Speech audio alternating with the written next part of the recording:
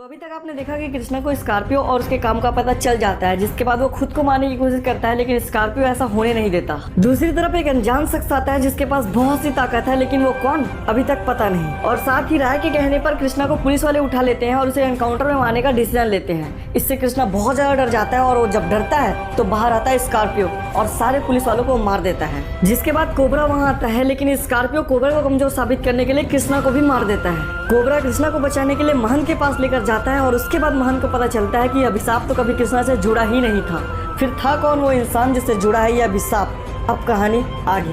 परंतु महंत, यदि अभिशाप किसी और से जुड़ा है तो हमें ज्ञात कैसे होगा कि वो व्यक्ति कौन है? पूर्ण ज्ञात तो हमें भी नहीं कोबरा, परंतु एक अज्ञात चेहरा है जो इस वक्त कृष्णा की यादों में कैद है। तुम्हें स्वयं पता लगाना होगा। क्षमा चाहेंगे ना, परंतु एक वही व्यक्ति क्यों? एक मनुष्य के मस्तिष्क में तो हजार अज्ञात चेहरे हो सकते हैं कोबरा, परंतु इस चेहरे का चुनाव हमने नहीं, कृष्णा ने स्वयं किया है, क्योंकि ये व्यक्ति उस वक्त कृष्णा के साथ था जब कृष्णा का स्थिति खराब था। तो फिर ठीक है ना, उस व्यक्ति को ढूंढना हमारी जिम्मेदारी है, क्योंकि यदि अभिशाप उससे जुड़ा है तो उससे निपटने की भी उसी की बारी है। और आपकी सफलता इस जंग के लिए अति आवश्यक है कोबरा, क्योंकि यही इस अभिशाप का अंत तय करेगा और तब तक कृष्णा यही रहेगा। तू चाहे कितना भी जोर लगा ले मान, यह अभिशाप तो पूर्ण होके रहेगी, क्योंकि ये मेरे अभिशाप की कहानी है जो मौत के लफ्ज कहेगी। लड़ने के लिए तो हर कोई तैयार है, न जाने किसकी जीत किसकी हार है, लेकिन एक बात तो तय है इस कहानी में कि किसी की मौत किसी की जिंदगी पे उधार है। साथ ही इस भाग में आएगा अभिशाप का चेहरा सामने, एक आत्मा है जो इंतजार कर रहा है उसे थामने। साथ ही डिस्कॉर्ड सर्वर का लिंक आपको डिस्क्रिप्शन में देखने को मिलेगा, तो वहां से जाके सर्वर ज्वाइन कर लो। अरे यार, ऐसे तो आज रात के पूरे प्लान चौपट हो जाएंगे। हाँ तो कर ही क्या सकते हैं, तुम लोग मौसम तो देखो यार। सेठ तू ना कोई आसपास में होटल बुक कर ले। यू आर राइट यार, अरे वाह, पास में एक होटल है, वहीं चलते हैं। हाँ वही ठीक रहेगा, अभी यहाँ रुकना बिल्कुल ठीक नहीं है, चलो। इस बरसात से बचाने वो खुद को जिस ओर जा रहे थे, उन्हें खुद आभास नहीं था कि वो अपनी मौत की ओर आ रहे थे। अरे सुनिए, कोई है क्या? यार प्रीति, काफी रात हो गया, मुझे तो लगता है होटल का मालिक सो गया होगा। सोने के लिए नींद चाहिए साहब, पर इन आंखों में नींद है कहाँ? मैं हमेशा वहाँ उपलब्ध हो जाता हूँ, मेरी जरूरत होती है जहाँ। अबे आप अचानक कैसे आ गए? खैर आपके होटल में कोई रूम खाली है क्या? बिल्कुल, शायद आप लोग का किस्मत अच्छा है, आज ही होटल खाली हुई है, आइए। ये तो अच्छी बात है, हमें बस आज रात के लिए रूम चाहिए, मौसम बहुत ज्यादा खराब हो रहा है ना। जी समझता हूँ, मौसम है ना मैडम, कब क्या हो जाए क्या पता। वैसे ये रहा आप लोग के लिए रूम। अच्छा ठीक है सर, पेमेंट मैं आपको कल सुबह कर दूंगा। उसकी कोई जल्दबाजी नहीं है सर, जल्द मिलते हैं, शुभ रात्रि। वैसे यार कुछ भी हो, होटल अच्छा ही है ना, बिल्कुल अपने नाम के जैसे, होटल पैलेस एक नंबर। हाँ यार वो तो है। एक मिनट, तूने नाम क्या बताया? Hotel palace. क्यों, तूने बाहर बोर्ड नहीं देखा क्या? खैर जाने दे यार, मुझे तो काफी जोरों की नींद आ रही है। हाँ और मुझे भी, अब हमें सोना चाहिए, तुम लोग भी सो जाओ। ये यार तुम लोग को कुछ पता नहीं है क्या? किस बारे में? अबे वही होटल पैलेस, यहाँ 3 मर्डर केसेस चल रहे हैं, जिन्होंने भी यहाँ चेकआउट किया वो कभी वापस लौटे ही नहीं। तुम लोग पागल हो गए हो क्या? तुमको दिखाई नहीं देता हम लोग फंस चुके हैं, अबे उठो। वो जो सोए इस नींद में वो कभी जागे ही नहीं, जो आए मेरे दरबार में वो कभी बच के भागे ही नहीं। वो कर सकता है अंतर्मन को वश, झूठ को बना सकता है सच। कहिए मंत्री जी, क्या आज्ञा है मेरे लिए? ये बलिदान का वक्त है जिसमें बहाना मुझे रक्त है, तुम जाओ और जाके अपने दोस्तों के साथ सो जाओ। जैसी आपकी आज्ञा मंत्री जी। ले एक और बलिदान जो मैं तेरे लिए कर रहा हूँ कुर्बान, खोल मौत के द्वार और पहुंचा इन्हें शमशान। मीना तुमा। इतनी अज्ञानता तो संभव नहीं, तू चाहता कुछ और है, रूप तेरा किसी और का, पर तू खुद कोई और है। नहीं, मैं कुछ नहीं जानता, मुझे नहीं पता मैं यहाँ क्या कर रहा हूँ, और ये तलवार ये भी मेरा नहीं है। बस कर जा, इतनी अज्ञानता की आवश्यकता नहीं, मैं कोबरा हूँ, अच्छे से जानता हूँ क्या गलत और क्या सही। कोबरा हमें बचा लो कोबरा, ये आदमी हमें मारने वाला था। देखा, पाप खुद ही सामने आ जाता है, कितना भी छुपाना चाहो छुप नहीं पाता है। हट जा मेरे रास्ते से।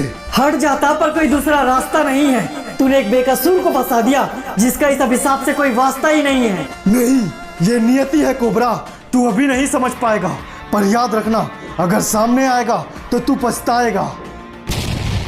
अरे नहीं, एक साधारण आदमी के पास इतनी ताकत नहीं हो सकती।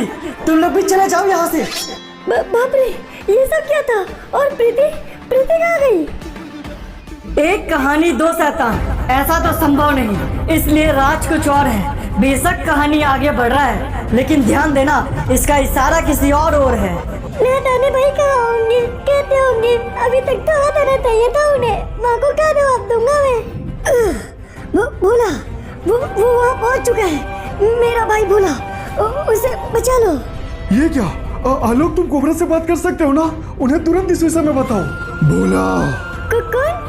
भाई आप यहाँ कहते हैं भाई? मुझे आना पड़ा, पर मुझे जरूरत है तेरी। तुझे मेरे साथ चलना होगा रे। क्या हुआ भाई? आप ठीक तो है ना? आपकी आवाज इतनी बदली हुई क्यों लग रही है? ज्यादा सवाल मत कर, जवाब देने का वक्त नहीं है मेरे पास। मेरे साथ चल। अच्छा ठीक है भाई, चलिए। कहाँ जाना है हमें? एक ऐसी चीज को वापस लाने जिसकी मुझे बहुत जरूरत है। ये क्या? उसे यही होना चाहिए था, शायद अंदर होगा। देर हो गया कोबरा को आने में, शायद गलती हुई स्कॉर्पियो को आजमाने में, लेकिन सबको पता था एक कोबरा ही है जो रोक सकता था स्कॉर्पियो को इस जमाने में।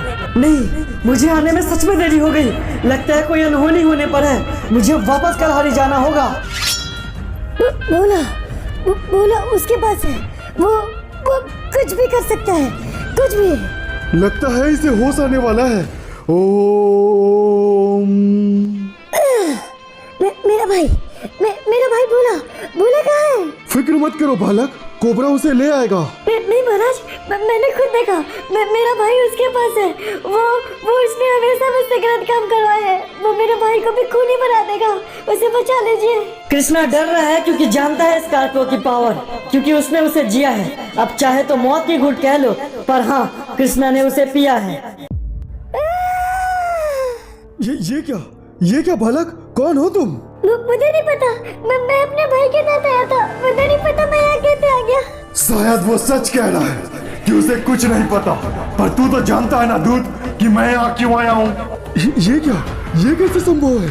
बोला महाराज, ये मेरा भाई बोला है। नहीं था। अब कोई नहीं बचेगा, क्योंकि मृत्यु आरंभ करेगी अंत का। आखिर चाहते क्या हो तुम? वो शरीर जो शायद अब मेरी है, पर इस गुफा में कैद है, वो मुझे वापस दो। देखो, तुम्हारी कोई भी ख्वाहिश यहाँ पूर्ण नहीं होगी, इसलिए बेहतर यही होगा कि तुम वापस लौट जाओ। दूत, आप रहने दीजिए, हम स्वयं उनसे बात करना चाहेंगे। ये आपने क्या कह दिया महंत? ये वो आज्ञा है जिसके बाद मुझे रोकने की ताकत तुझ में तो नहीं दूत। हे अपवित्र आत्मा, क्यों कर रहे हैं आप ये सब? क्यों चाहिए आपको ये शरीर? इससे तुम्हारा कुछ लेना देना नहीं है महंत। दूर रहो, सुरक्षित रहोगे। मुझे माफ कर देना महंत, पर मैं अपने भाई को खतरे में नहीं डाल सकता। नहीं कृष्णा, रुक जाओ। ये तुमने क्या कर दिया कृष्णा?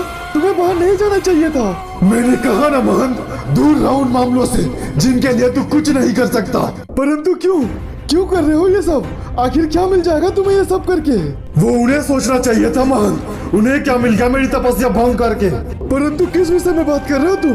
कैसी तपस्या जो मुझे ईश्वर तक पहुंचाती, पर इन लोगों ने सब तबाह कर दिया, और अब मैं इन्हें तबाह कर डालूंगा।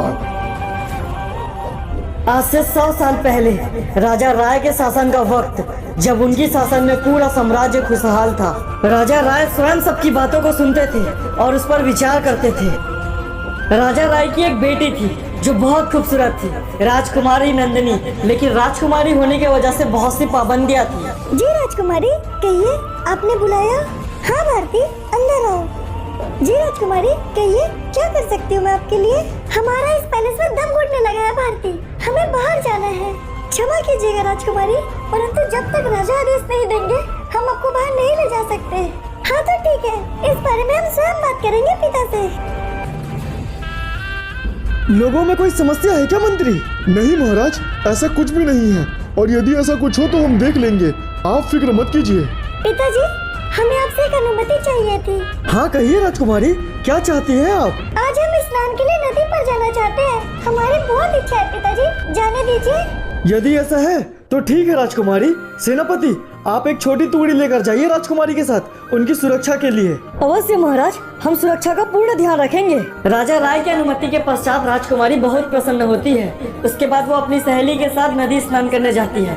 साथ में कुछ सैनिक भी होते हैं। भारती, हमें वाकई में बहुत मजा आ रहा है नदी में स्नान करके। चलो ना, नदी के उस तट पे चलते हैं। अच्छा ठीक है राजकुमारी, चलिए, परंतु ज्यादा दूर मत जाइएगा।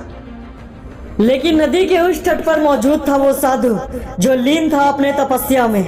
और उसी वक्त वहाँ पहुँचती है राजकुमारी। वो अपनी अज्ञानतावश साधु के तपस्या को भंग कर देती है।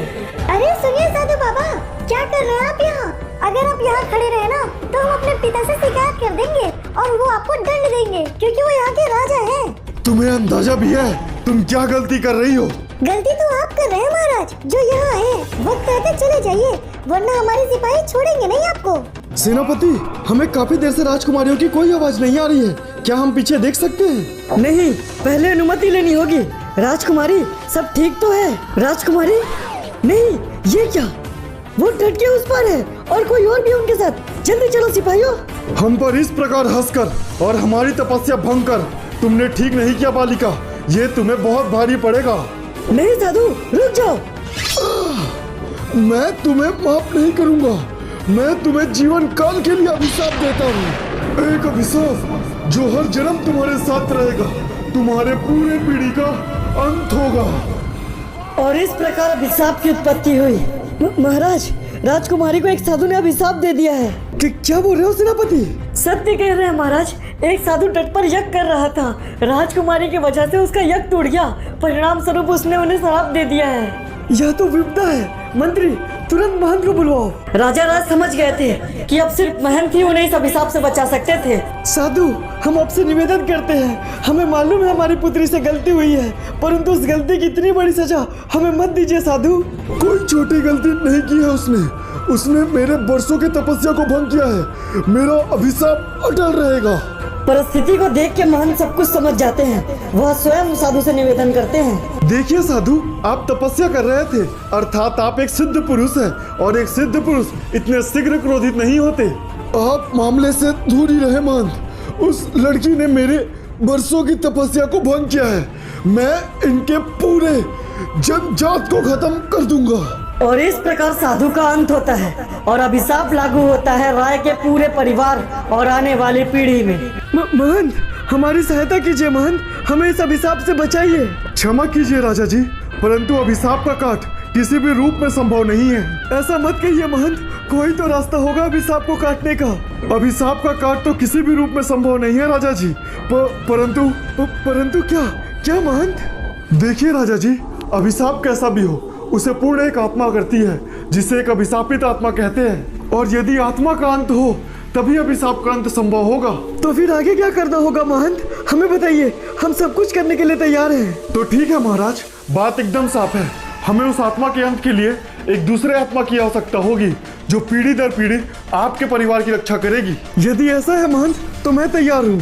मंत्री, कोई बात नहीं महाराज, हमें आपकी सेवा करने का एक मौका दीजिए, हम कुछ भी करेंगे। कहिए महंत, क्या करना होगा? मैं तैयार हूँ। सर्वप्रथम आपको आपके प्राण स्वयं ही त्यागने होंगे मंत्री। और जब जब वंश की उत्पत्ति होगी, अर्थात वंश आगे बढ़ेगा, आपका आत्मा आजाद होगा। बाकी वक्त आपका आत्मा कैद होगा मंत्री। परंतु एक आत्मा के रूप में मैं कैसे वंश की हिफाजत करूंगा? बिल्कुल संभव नहीं है मंत्री। आपको हर बार एक शरीर की आवश्यकता होगी। आप किसी शरीर का चुनाव करेंगे उस युद्ध को पूर्ण करने के लिए।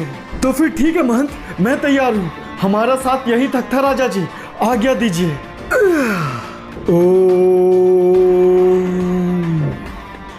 ध्यान रखिएगा राजा जी, इस स्थान को हमेशा के लिए खंडहर ही रहने दीजिएगा। अवश्य महंत, हम इस बात का पूर्ण ध्यान रखेंगे।